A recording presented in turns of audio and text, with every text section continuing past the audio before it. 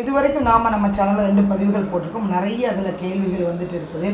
அதில் வந்துட்டு முக்கியமாக யார் சாமி அப்படின்னு கேட்டிருக்காங்க. நானும் அதை தான் கேட்க விரும்புகிறேன். யார் நீங்கள்? நான் யாருன்னா சாதாரண பாமரன் தானே. அதாவது இன்றைக்கி ஜோதிடம்ங்கிறது நீங்கள் ஏன் பழிக்கலன்னு தான் என்கிட்ட கேட்டீங்க. பதிவில் இன்றைக்கி ஜோதிடம் நிறைய பேருக்கு நம்பிக்கை போயிடுச்சு, அதனால் என்ன விடயம்னு கேட்டீங்க. அப்படி தான் கேட்டீங்க. அப்போ அதுக்குண்டான பதிலை தான் நான் சொன்னேன். அப்போ ஜோதிடர் கதை பேசக்கூடாது, ஜோதிடர் நீ ஒரு விஷயத்தை சொல்லணும்னு நினச்சா அதை கரெக்டாக சொல்லணும்னா இந்த கிரகம் இதை பார்த்தா உனக்கு இதை செய்யும் அப்படிங்கிறதுல ஊறிட்டாங்க. அப்போ இது ஜோதிடத்துக்கும் ஆன்மீகத்துக்கும் என்ன கணக்குன்னு சொல்லி ஒருத்தங்க கேட்குறாங்க. இப்போ இறைவனுக்கும் ஜோதிடத்துக்கும் என்ன கணக்கு அப்படின்னு சொன்னாங்க. நான் போய் ஜோதிடத்தை எங்கேயும் போய் கற்றுக்கலை. இப்போ நிறைய பேர் இந்த கிளாஸ் எடுத்து கற்றுக்கிட்டவங்க இருக்காங்க. ஜோதிடத்துக்குன்னு பல கிளாஸுகள் இருக்குது, பல ஜோதிடர்கள் இருக்காங்க.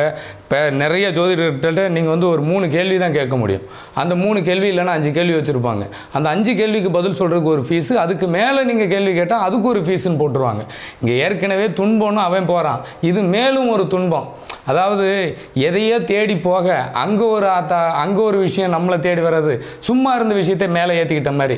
ஒரு துன்பம் தீர்றன்னு கோயிலுக்கு போனால் சாமி அங்கே ஒரு கோரிக்கை வச்சா எப்படி இருக்கும், அந்த மாதிரி இவன் ஒரு பிரச்சனைக்கு தீர அங்கே போனால் உனக்கு இந்த மாதிரி தான் நடக்கும், உனக்கு இந்த மாதிரி தான் இருக்கும். அதையும் மீறி சொன்னது நடக்கலைன்னா ஏன் ஜாதகம் பார்க்கணும்? இப்போ விதிப்படி தான் நடக்கும் அப்படின்னா ஏன் ஜாதகம் பார்க்கணும்னு மக்கள் மாறிட்டாங்க. அப்படியே அவங்க மனநிலையை கொண்டுட்டு வந்துட்டாங்க. முதல்ல இறைவனுக்கும் ஜோதிடத்துக்கும் என்ன சம்மந்தம்னா, நானே முதல்ல ஜோதிடம் கற்றுக்கிட்டேன்னா கிடையவே கிடையாது. குறிப்பிட்ட காலத்துக்கு முன்னாடிலாம் நான் என் லைஃப் எப்படி இருக்குங்கிற மாதிரிலாம் நிறைய போராடி இருக்கேன். சின்ன வயசுலேருந்தே சாமி ஆடுற பையன் எனக்கு. நான் எங்கள் அப்பாவுக்கு தாத்தா சாமி ஆடி இருக்கார். அதாவது வட மாநிலங்களில் துர்கான்னு தான் உங்களுக்கு தெரியும், கல்கட்டாவில். இதே தென் மாவட்டங்களில் முத்தாரம்மன்னா தெரியும். இது எங்கள் கிராமத்தில் உள்ள கோயிலில் நான் சாமி ஆடுற பையன். அதாவது சாமி ஆடுறதுன்னா இந்த சென்னையில் மற்ற பக்கம் சாமி ஆடுறதுங்கிறத விட எங்கள் ஊரில் சாமி ஆடுறதுன்னா எப்படி வச்சுருப்பாங்கன்னா, மே மாதம் உங்களுக்கே தெரியும், அக்னி நட்சத்திரம். அந்த வெயில் மாதத்தில் எங்கள் ஊரில் முதல் வேண்டுதல் என்னென்னா, மண் பானைகளில் நிறைய தண்ணி ஊற்றி மஞ்சள் பொடியை கலக்கி கீழே பனை ஓலையை வச்சு நெருப்பை கொளுத்திடுவாங்க. அந்த அந்த பொங்கல் பொங்கி வரும் தெரியுமா, அந்த பொங்கலுக்கு சூரிய பகவானுக்கு பொங்கல் வைப்பாங்கள்ல, அந்த மாதிரி பொங்கி வரும்போது வேப்பலை வச்சு ஒவ்வொரு பானைக்கும் 3 தடவை குளிக்கணும். குறைஞ்சது ஒரு 30 பானையாக இருக்கும். ஒரு 30 வருஷம் குளிச்சாச்சு. ஒரு பிட்டு எனக்கு சுடுதண்ணி ஊற்றிட்டு மேலே அடுத்த நிமிஷமே பச்சை தண்ணி ஊற்றுவாங்க. உடம்பு பூரா கொப்பளம் வரணும், ஒரு இது வராது. அதாவது இறைவனுடைய விஷயங்கள் நிறைய அப்படி இருக்குது. அப்படின்னா இந்த ஜாதகமும் எனக்கு எப்படி வந்தது அப்படின்னா, எனக்கு ஒவ்வொரு விஷயத்தையும் கற்றுக் கொடுத்ததை இறைவன் தான் சொல்லணும். ஒவ்வொரு மனிதனும் படைக்கப்பட்டது இந்த காரணத்துக்காக தான் அப்படின்னு இருக்கும், இந்த நோக்கத்துக்காக தான் இருக்கும். ஒரு கிளாஸில் ஒரு 40-50 ஸ்டூடெண்ட் படிக்கிறான்னா நல்லா படித்தவன் ஒன்றுமே இல்லாமல் இருப்பான். இந்த மாதிரி மக்கு ஸ்டூடெண்ட்டாக இருக்கிறவன் என்ன பண்ணிவிடுவாங்கன்னா, கடைசியில் ஏதோ ஒரு விஷயத்தில் சாதித்த மாதிரி இருக்கும். அப்போது இதில் நான் என்ன சொன்னேன்னா, நான் ஒரு விஷயத்தை எடுத்திருக்கேன். அது மாதிரி நான் இதுக்கெல்லாம் வருவேன்னு எனக்கு தெரியாது. குலசாமி சாமி ஆடுறோம், விபூதி கொடுக்குறோம், இப்படி தான் தெரியும். இப்போ இந்த பேய் விரட்டுறது, இது விரட்டுறது, இதெல்லாம் எனக்கு கற்றுக் கொடுத்தது. இப்போ எங்கள் ஊரில் எனக்கு சொல்லி கொடுத்தது அப்படின்னா, எங்கள் ஊரில் ஒரு பாரம்பரியமான ஒரு கோவில் இருக்குது, கிராமம் தான். ஒரு 1083 கிபி 1083 கல்லால் கட்டப்பட்ட கோயில். இந்த உலகத்தில் சிவனை லிங்க வடிவில் நீங்கள் நிறைய பார்த்துருப்பீங்க. உலகத்தில் சிவனை லிங்க வடிவில் பார்த்துருப்பீங்க. எங்கள் ஊரில் 3 கருவறை இருக்கும். இதில் சிவன் உருவத்தில் இருப்பார். அதுவும் நந்தி மேலே இருக்கக்கூடிய ஒரே அமைப்பு எங்கள் ஊரில் தான் இருக்கும். நீங்கள் சுற்றி எங்கேயுமே தர முடியாது. ஒரு நந்தி மேலே சிவன் சிலை வடிவில் இருக்கிறது என் ஊர் மட்டும்தான். அது நான் பிறந்த ஊர். என் ஊருக்கு கஸ்பான்னு பேர். அதாவது ஒரு 7 ஊருக்கு கட்டுப்பட்டது கிராம பஞ்சாயத்துங்கிறது எங்கள் ஊர் தான். சுற்றி இருக்கிற எல்லாருமே பஞ்சாயத்தாக இருக்கட்டும், ஸ்கூலாக இருக்கட்டும், எதாக இருந்தாலும் எங்கள் ஊருக்கு வரணும். அது சின்ன கிராமம். அந்த கிராமத்திலேயே கிட்டத்தட்ட 1083 கட்டின ஒரு சிவன் ஆலயம் பொதுவாகவே ஊருக்கு பிரசித்தி பெற்ற கோயில்னாலே பல ஊர்களுக்கு பொதுவாக இருக்கும். ஆனால் இந்த கோயில் எங்கள் ஊருக்கு மட்டும் இந்த வரிதாரர்களுக்கு உட்பட்ட கோயிலாக இருக்கும். ஆனால் சுற்று வட்டாரத்தில் இருக்கிற கோயில் இருக்கிறவங்க எல்லாமே இந்த கோயிலுக்கு போனால் எங்களுக்கு நல்லது நடக்கும். ஏன்னா மிகப்பெரிய விசேஷம் என்னென்னா, அந்த கோயிலில் சாப்பாடு, தண்ணி, இந்த மாதிரி விஷயத்துக்கு தான் நிறைய விஷயங்கள் அந்த காலத்தில் வேணுனது. மழை வேணும் ஏன்னா ஒரு பெரிய ஆறு ஓடிக்கிட்டு இருக்கிற இடத்துல இருந்த கோயில். கிட்டத்தட்ட இப்போ ஒரு 10 படி கீழே இருக்குது. அந்த இது அந்தளவுக்கு மேடாயிடுச்சு. நெல்லை மாவட்டம் நான் இருக்கிறது குறிப்பன் குளம் அப்படின்னாலே உங்களுக்கு சொல்லலாம். குறிப்பு ப்ளஸ் அப்பன் குளம். உங்களுக்கு அப்பன்கிறது சிவன். அப்போ அந்த இருக்குது. அதே மாதிரி இன்னொரு கருவறையில் இருக்கக்கூடியது கிருஷ்ண பரமாத்மா. அதை வந்து இங்கே ராமர் சிலை வச்சுருப்பாங்க. இப்போ இடையில வந்து அதாவது காலங்கள் மாறும்போது சிலைகள் தான் மாற்றப்பட்டிருக்கும். ஆனால் அங்கே இருக்கிறது கிருஷ்ணர் இருப்பார். பிந்து மாதவ பெருவாள், மாதவன்னா கிருஷ்ணர் கோயில். ஒன்று அண்டாக்குள்ளே குண்டா போகாது, குண்டாக்குள்ளே அண்டா போகாதும்பா. ஆனால் அங்கே இருக்குது கருவறையில். இன்னொன்று முருகன் வந்து பிரம்மா வந்து படைப்பில் குற்றம் கிடையாது, படைப்பில் நிறைகுறை இருக்குதுன்னு வச்சுருக்கேன். இப்போ அரளி கசக்கும்னு சொன்னேன், அரளி விதை நம்மளை கொண்டுடும், வேம்பு கசக்கும் ஆனால் நம்மளை காப்பாற்றும். அப்போ அவருடைய படைப்பில் எந்த குற்றமும் கிடையாது. அதை திருத்தியவன் முருகன். அப்படின்னா அவர் ஜாதகத்தை உட்கார்ந்து திருத்தலை, மனிதனுடைய தீமைகளை திருத்தக்கூடிய அமைப்பு அவருக்கு இருந்தது. அதனால தான் முருகன் சிறந்த குரு. முருகன் சிறந்த குருன்னா மனித குலத்தின் தெய்வம் அவன். அதாவது நிலத்துக்கு அதிபதி அப்படின்னா சூரியனை சிவனாகவும், பூமியில் ஒரு விதையை போடணும் முட்டி முளைக்கிறதுக்கு காரணம் அந்த பூமி. அப்போ அந்த முளைக்கிறதுக்கு அதிபதியே அதான் செவ்வாய் வந்து முருகன் சொல்லிடுவாங்க. அப்போது நமக்கு முருகன்கிறவன் எந்த விஷயத்தையும் நம்மை மாற்றி தரக்கூடிய, அதாவது கெட்டதையும் நல்ல விஷயமாக மாற்றி தரக்கூடிய ஒரு குரு, நல்லதை சொல்லித்தரக்கூடிய குரு. அதனால தான் தந்தை அப்படிங்கிற ஸ்தானத்தில் முருகனை வச்சுருக்கோம். நல்லா பார்த்துக்குங்க, அப்பன் முருகன். எல்லாம் நிறைய பேர் சொல்லுவாங்க என் அப்பன் முருகன். ஏன் கிருவானந்த வாரியாரே சொல்லுவார். ஏன் கிருவானந்த வாரியார்னு சொன்னோன்னு ஞாபகம். அந்த முருகன் வள்ளி தேவானியோட இருப்பார். கிருவானந்த வாரியார் கடைசியாக வந்தது என் ஊர். ராணி வெங்கடேசன் அவர்களுடைய தாய் வீடு என் ஊர். இன்றைக்கி ஹெல்த் மினிஸ்டராக இருக்கிறாங்க பியூலா ராஜேஷ், அவங்க ஹெல்த் மினிஸ்டர். அதே மாதிரி இன்றைக்கும் ஒரு ஆரோக்கியம் சம்மந்தப்பட்ட விஷயத்தை பேசுகிறதுக்கு தான் நான் வந்திருக்கேன். அதே மாதிரி எனக்கு காட்சி கொடுத்ததுன்னா மனித வடிவில் கொடுத்தது தான். அதாவது எங்கள் ஊர் கோயில் பூசாரி இப்போ அவங்களாம் இல்லை, அதாவது பெரியவங்களாக இருப்பாங்கன்னு சொல்லுவாங்கள்ல. எங்கள் அப்பா ஜென்ரேஷனுக்கு முன்னாடி ஜென்ரேஷனாக இருந்த வயதானவர்கள், அவர்கள் காலத்துக்கு அப்புறம் எனக்கு காட்சி கொடுத்தது. என் பெயர் சிவன், உலகத்தில் உள்ள எப்பேற்பட்ட தெய்வமும் உனக்கு அடங்கும். எப்படி? என் பெயர் சிவன், உலகத்தில் உள்ள எப்பேற்பட்ட தெய்வமும் உனக்கு அடங்கும். இது என்னுடைய கருமருந்துன்னு விபூதியை கொடுத்தார். அப்போது அந்த விபூதி கொடுத்ததுக்கு காரணம் 51 சக்தி பீடமும் உமையவளின் பிண்டம். பல சித்தர்கள், எண்ணற்ற சித்தர்கள் வாழ்ந்து மறைந்த பின் இறைவன். இன்றைக்கி சாய்பாபாவாக இருக்கட்டும், நிறைய ராகவேந்திராவாக இருக்கட்டும், மக்களுக்கு சேவை, மக்கள் சேவை, மகேசன் சேவை, மக்களுக்கு தொண்டு, மக்கள் நலனை பேணுபவனுக்கு இறைவன் வடிவத்தில் ஒரு சிலையாவது வச்சிடுறாங்க. அப்போது உங்களுக்கு மாண்டவன் தெய்வம் அப்படின்னு எனக்கு சொல்லி கொடுத்ததே சிவன். அதாவது கெட்டாலும் மேன்மக்களே சங்கு சுட்டாலும் வெண்மை தரும்.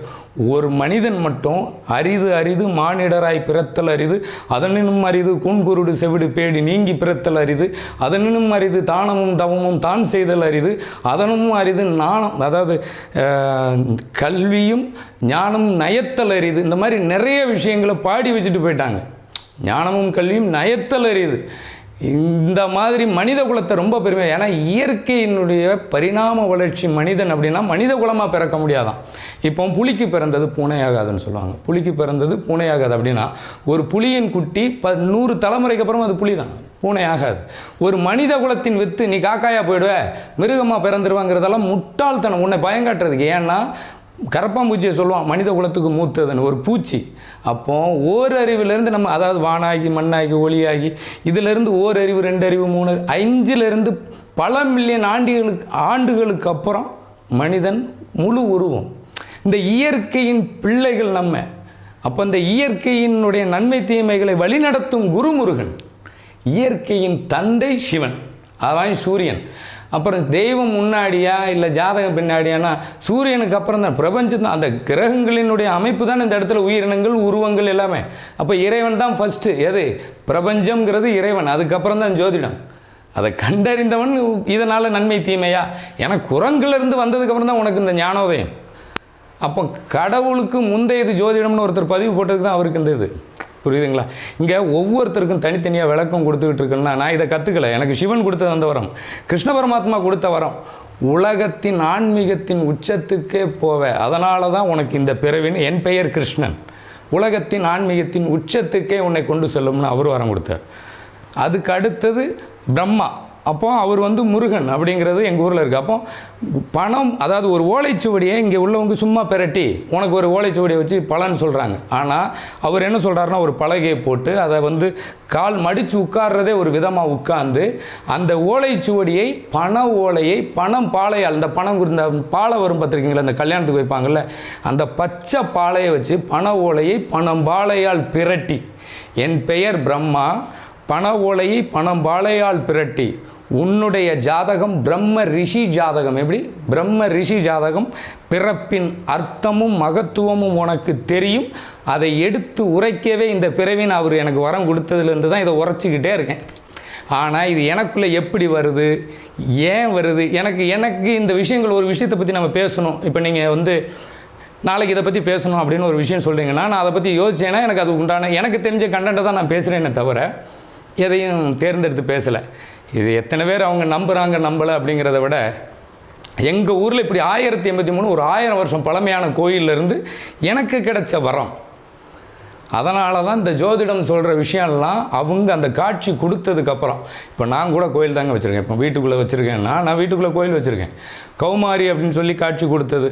அப்போ அந்த கௌமாரி காட்சி கொடுக்கும்போது என்ன நினச்சி, நீ என்ன கேட்டாலும் பழிக்கும், என்ன சொன்னாலும் பழிக்கும், என்ன கேட்டாலும் கிடைக்கும், என்ன சொன்னாலும் பழிக்கும். அப்போ அதை எனக்கு காட்சி கொடுத்துருக்குன்னா அது தேனி மாவட்டத்தில் இருக்குதுன்னு கேள்விப்பட்டிருக்கேன். இன்னும் அந்த கோயிலுக்கு போகல. ஏன்னா இந்த பதிவை ஹெட்லைன் டிவின்னு ஒரு சேனலில் சொல்லியிருக்கேன் கௌமாரி அம்மனை பற்றி. அப்போது இந்த விஷயத்துக்காக சிலை கொடுத்து வச்சுருக்கேன். அப்போது அந்த இன்றைக்கி இருக்குது, ஃபோட்டோ இருக்குது, முன்னோர்களுக்கு திதி தர்ப்பணம் கொடுக்கூடாதுன்னு சொல்லிட்டு. அந்த காலத்தில் ஃபோட்டோ எக்யூப்மெண்ட்ஸ் எதுவுமே கிடையாது, தூரமாக போய் பரிகாரம் பண்ணுறதுக்கு வாய்ப்பு கிடையாது. அதனால தான் பரிகாரம் பொய்ன்னு சொன்னேன். அதே மாதிரி உங்களுக்கு சாமிக்கு உருவம், நம் முன்னோர்கள் வந்து சூரியனால் படைக்கப்பட்ட, அதான் சொல்கிறேனே, கெட்டாலும் மேன்மக்களை சங்கு சுட்டாலும் வெண்மை தரும்னா, ஒரு மனிதன் இறந்ததுக்கப்புறம் அவனை சங்கு ஊதி, அதாவது உறவுகளோடு வாழ தகுதியற்றவன் ஒரு கட்டில் விறகில் சவம், அதாவது விறகில் வேவான்கிறது வந்து அந்த விறகில் சவமாயிடுறான். அப்போது உறவுகளை துறந்தவன் துறவி. சிவனடி சேர்ந்தவனை தான் நம்ம வந்து பரலோகம் போயிட்டார், சிவன்கிட்ட போயிட்டார், சாமி ஆகிட்டாருன்னு சொல்லுவோம். இதே கர்த்தர்கிட்ட போயிட்டாருன்னு சொல்லுவோம். அல்லாஹ்கிட்ட போயிட்டான்னு. அப்போ மொத்தத்தில் இயற்கையில் கலந்தார். அப்போ இயற்கை என்பது இறைவன். இயற்கை என்பது தான். இந்த கிரகங்களை தான் நம்ம இறைவனுக்கு, இப்போ சூரியன்னா சிவம், புதன்னா பெருமாள். இப்போ புதன்கிறது வந்து உங்களுக்கு பாருங்கள், புதன் அம்சத்தில் எல்லாரும் எதை சொல்லுவாங்க, பெருமாள், நாராயணன், அதை தான் சொல்லுவாங்க. ஆனால் புதனுக்கு, சூரியனுக்கு அடுத்த கோள் புதன். இதில் ரெண்டுக்கும் சண்டை கட்டிருக்கோம். இதில் இவங்க பாகுபாடு வச்சுருக்காங்கன்னு வச்சுக்கலாம். இது இவங்களுடைய வாழ்வாதாரத்துக்கு மாறினது. ஆனால் மக்கள் அன்னைக்கு எந்த ஒரு இதுவும் இல்லைனால தன் வாழ்ந்த தன் குடும்பம், உடல் அழியும் உயிர் அழியாது. என்னுடைய குலத்தின் அடையாளம் வாழையடி வாழைய வம்சங்கிறது எங்கள் அப்பாவுக்கு தாத்தா சாமி ஆடினாரோ அந்த அணுக்கள் என் உடம்புல உயிரோடு இருக்கும். அப்போ அந்த அணுக்கள் உயிரோடு இருக்குது, அந்த உடல் அழிஞ்சிருச்சு. அப்போ இறைவனடி சேர்ந்தார்னா அவங்களுக்கு கொடுத்த உருவம் தான் அதில். அப்போ எத்தனை தலைமுறையினுடைய அணுக்கள் இருக்கும். இப்போ ஒரு உதாரணம் நம்ம சொல்லணும் அப்படின்னா, அந்த ஒரு மனிதனை எரிச்சதுக்கப்புறம் அந்த சாம்பல் பார்த்திங்கன்னா அவ்வளோ வாசனையாக இருக்கும். அதுக்கப்புறம் நீங்கள் அதை எரிக்க முடியாது. ஒரு மனிதன் பிறந்து அவன் போனம் அழுகிடுச்சு, அதை எரிக்கிறீங்க, அழியாத சாம்பல் கிட்டத்தட்ட வெண்மை வந்துடும். அதுதான் அஸ்தி. நீங்கள் அதை கொண்டு போய் தண்ணியில் கரைக்கிறீங்க. ஏன்னா தண்ணியில் தான் ஒரு உயிர் பெறும், அதாவது முளைக்கும் மீண்டும். அதாவது நீரின்றி அமையாத உலகு. அதனால் எதுக்கு அதை கடலில் கொண்டு போய் கரைக்கிறாங்க? நிறைய ஓடுற தண்ணியிலாம் எதில் கரைச்சாலும் கடலில் சேரும். ஏன்னா அது கெடாது. கடலில் போட்ட எந்த பொருளும் கெடாது.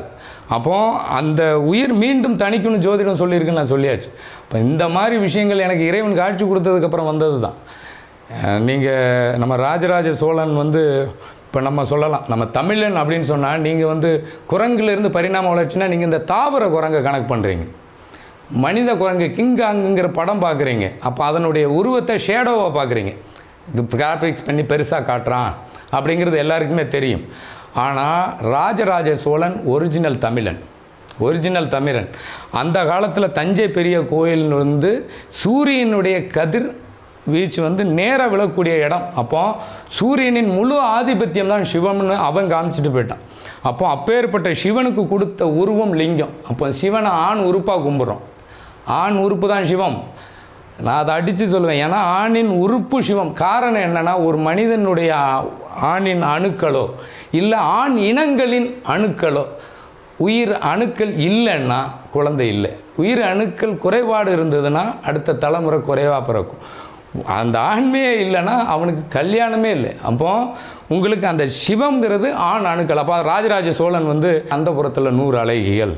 அதாவது தமிழன்னா பண்பாடு, பாரம்பரியம்.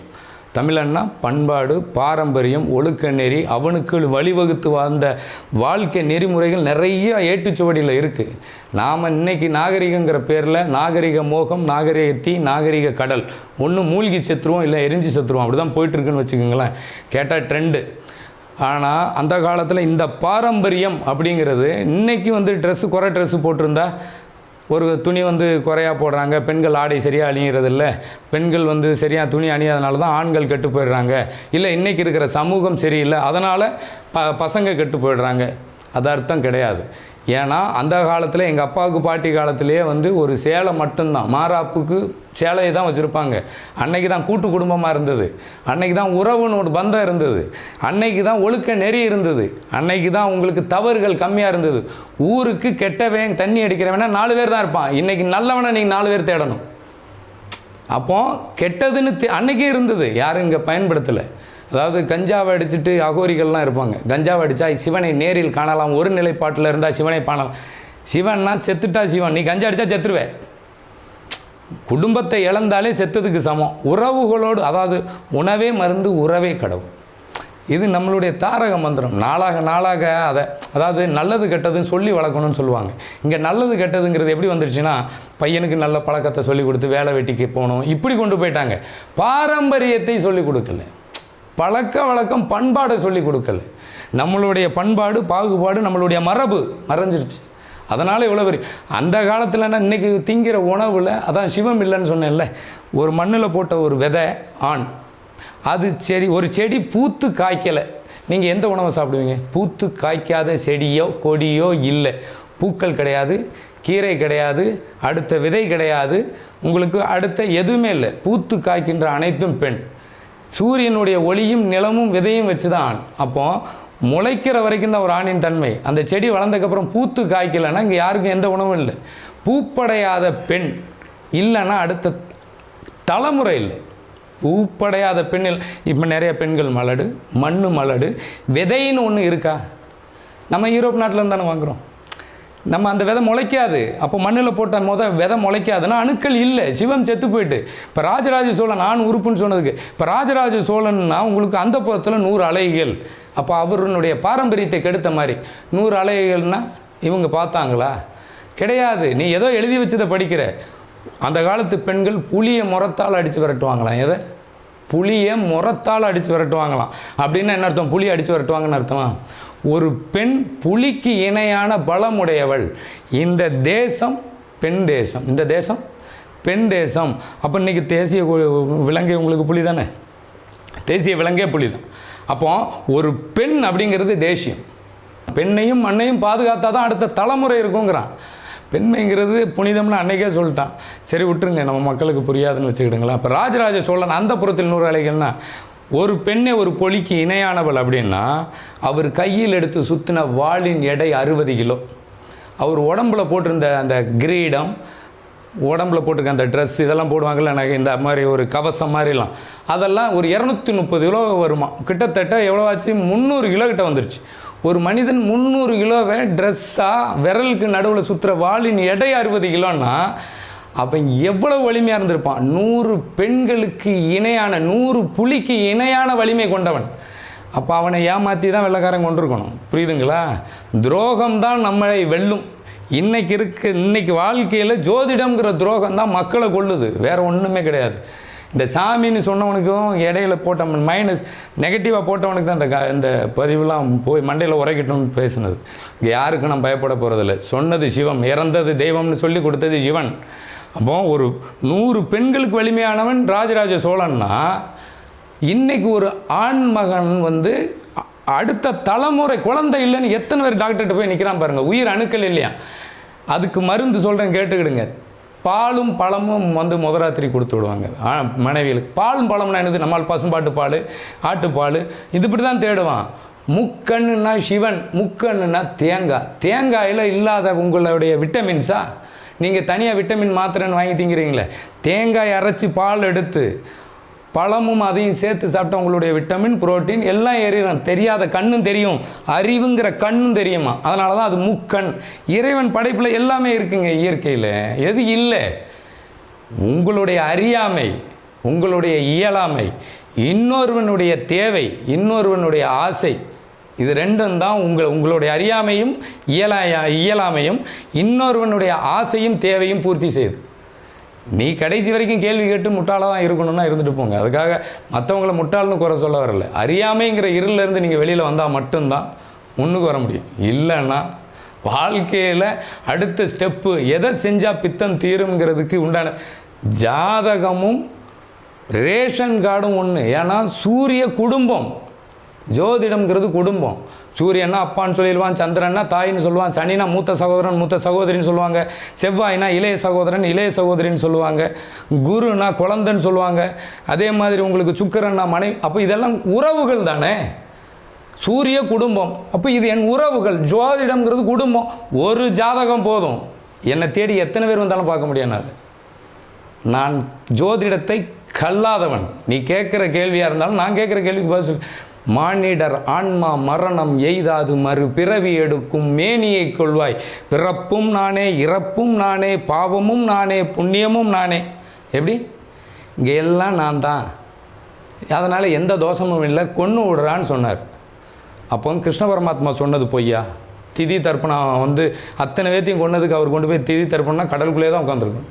அவர் கடலில் பள்ளியறை கொண்டு இருக்காருங்கிறதுக்காக எல்லா உயிருக்கும் எல்லா பாவத்துக்கும் நான் தான் அதிபதி, உடலை அழிப்பதால் எந்த தோஷமும் இல்லைன்னு சொன்னது அவர் தான்.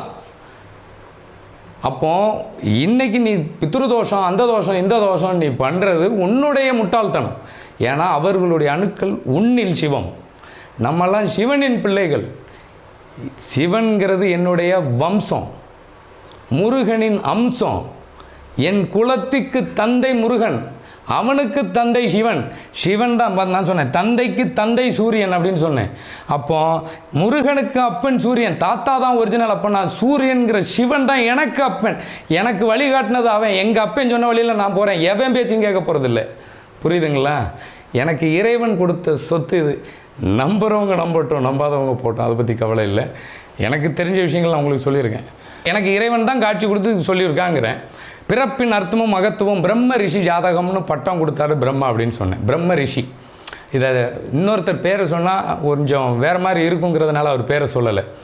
பிரம்ம ரிஷி அப்படிங்கிற பட்டம் பெற்ற ஒரு 2 பேர் சொல்லுவாங்க. ஆனால் எனக்கு பிரம்ம ரிஷி பட்டம்னாலே என்னென்னு தெரியாது. இப்போ நான் பார்க்கும்போது பிரம்ம ரிஷினா விஸ்வாமித்திரர் தான் பார்த்துருக்கேன். அந்த விஸ்வாமித்திரர் வந்து நாடு வந்து மக்கள் அவங்கவுங்க ஆசையால் ஒரு நாடே அழியும் போது அவர் வந்து இந்த நாட்டுக்காக நான் என் உயிர் தியாகம் பண்ணுறேன் அவர் வரும்போது ஃபுல்லாக இவர் தான் அழிச்சிருப்பார். யார்? யமன் வந்து இந்த தர்மத்தை மீறி எல்லாம் போயிட்டாங்க, அதனால் நான் அழிச்சிக்கிட்டே இருக்கேன்னு. மழை இருக்காது, தண்ணி இருக்காது, வறண்டு போய் கிடக்கும் அந்த தேசம். அதை மாற்றி கொடுத்த விஸ்வாமித்திரருங்கிறது பிரம்ம ரிஷி. ஆனால் பிரம்மா எனக்கு இந்த ஜாதகத்தை எனக்கு கொடுத்துருக்காருன்னா என்னுடைய ஜாதகத்தை கணிப்பவர்கள் கணிக்கட்டும். தனுசு ராசி, தனுஷு லக்னம், எனக்கு லக்ன புள்ளி பூராடம், ராசி புள்ளி பூராடம், 2 3ஆம் பாதம், 3ஆம் பாதத்தில் கேது, 3ஆம் பாதத்தில் சந்திரன், 3ஆம் பாதத்தில் மாந்தி. இந்த ஒன்றை வச்சே கணிக்க சொல்லிட்டோம். 2ல் சுக்கிரன், 3ல் புதன், 4ல் சூரியன், ராகு, சனி செவ்வாய் வக்ரம், புதன் குரு வந்து 11ல் வக்ரம். எல்லா கிரகத்தையும் எனக்கு சொல்லி எல்லாம் என்னுடைய ஜாதகத்தையே சொல்லிட்டேன். மொத்தம் எனக்கு இப்போ குரு தசை. நான் குரு லக்னம் தனுசு, என்னுடைய லக்னாதிபதி தசை போய்கிட்டு இருக்கு. நானும் இந்த அளவுக்கு பார்த்து தானே வச்சுருக்கேன். ஆனால் இந்த மாதிரி சொல்கிற அளவுக்கு எப்படி வருதுன்னு எனக்குன்னு தெரில. புதுசாக தினமும் ஒரு கருத்துக்கள் வந்துக்கிட்டு தான் இருக்குது. ஒரு பழமொழிக்கு அர்த்தம் வந்துக்கிட்டே இருக்குது. ஏதாவது ஒரு பழமொழியை யோசித்தா அதுக்குண்டான அர்த்தம் எனக்கு புதுமையாக தோணுது. அப்போ நான் அதை பிறர்கிட்ட சொல்லி இந்த மாதிரி அவங்கக்கிட்ட பேசும்போது நீங்கள் சொல்கிற விஷயம் கரெக்டாக இருக்கே, யதார்த்தமாக இருக்கேன்னு சொல்ல தான் இது எனக்கு வளர்ந்துருச்சு.